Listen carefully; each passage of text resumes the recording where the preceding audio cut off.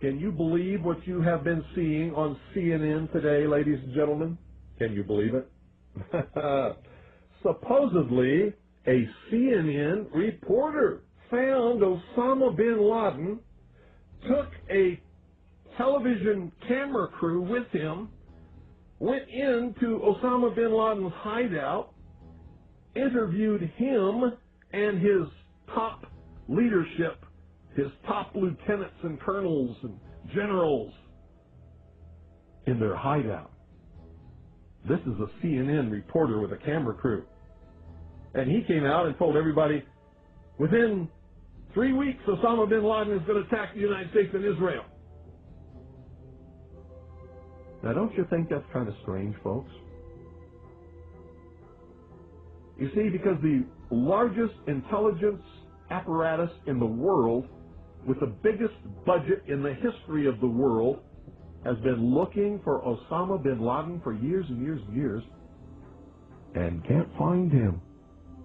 A reporter from CNN and his little camera crew got in to Osama bin Laden's secret hideout and conducted an interview. If you don't believe me, tune into CNN. They're probably running it right now as I'm speaking. And if you believe it, you are one of the stupidest jerks that ever lived on the face of this earth. And whatever is going to happen that they're going to blame on Osama bin Laden, don't you even believe it. When in hell are all you people going to wake up?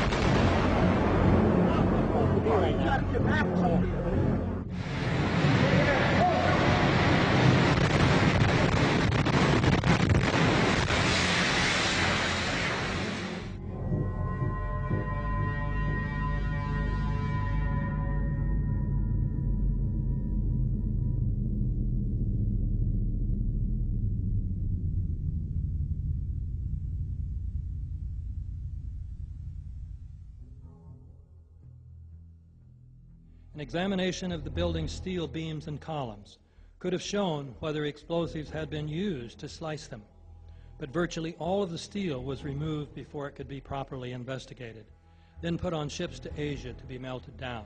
It's important for us to not reveal how we collect information. That's what the enemy wants.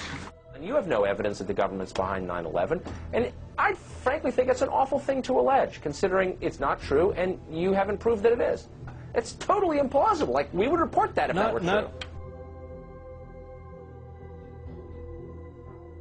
Because these guys own our government. They print our money, and they own not only the government, but they own you. You are their property. So, in other words, these guys print the money, they run the country, and they own you, and they own everything around it. And so they make the laws, and that's why they can decide who can kill who, and who can get away with who, and who can get away with whatever, because they make the laws and they decide, all right?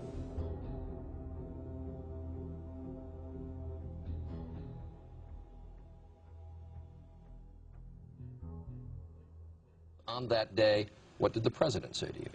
The president, in a very intimidating way, left us, me and my staff, with the clear indication that he wanted us to come back with the word that there was an Iraqi hand behind 9/11, because they had been planning to do something about Iraq from before the time they came into office. Did he ask about any other nations other than Iraq? No, not at all. It was Iraq, Saddam, find out, get back to me. And were his questions more about Iraq than about al-Qaeda? Absolutely. Absolutely. He didn't ask me about al-Qaeda. And we said, but Iraq had nothing to do with this. And that didn't seem to make much difference.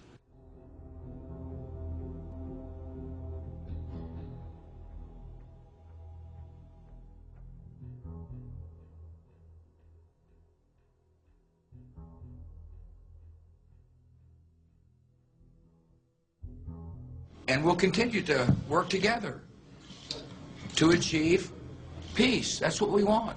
Freedom and peace. Look at the Council on Foreign Relations. Many members, in fact, the majority, never serve on the executive committees. They never go through any initiation of any kind. They are, in fact, the power base and are used to gain a consensus of opinion. The majority are not really members, but are made to feel as if they are. In reality, they are being used and are unwilling or unable to understand. They may have been or may be members of the Christian or Jewish religion, but that is only to further their own ends. They are and always have been Luciferian and internationalists. They give allegiance to no particular nation, although they have used, on occasion, nationalism to further their causes. Their only concern is to gain greater economic and political power. The ultimate objective of the leaders of both groups is identical. They are determined to win for themselves undisputed control of the wealth, natural resources, and manpower of the entire planet. They intend to turn the world into their conception of a Luciferian totalitarian socialist state. In the process, they will eliminate all Christians, Jews, and atheists. You have just learned one, but only one, of the great mystery.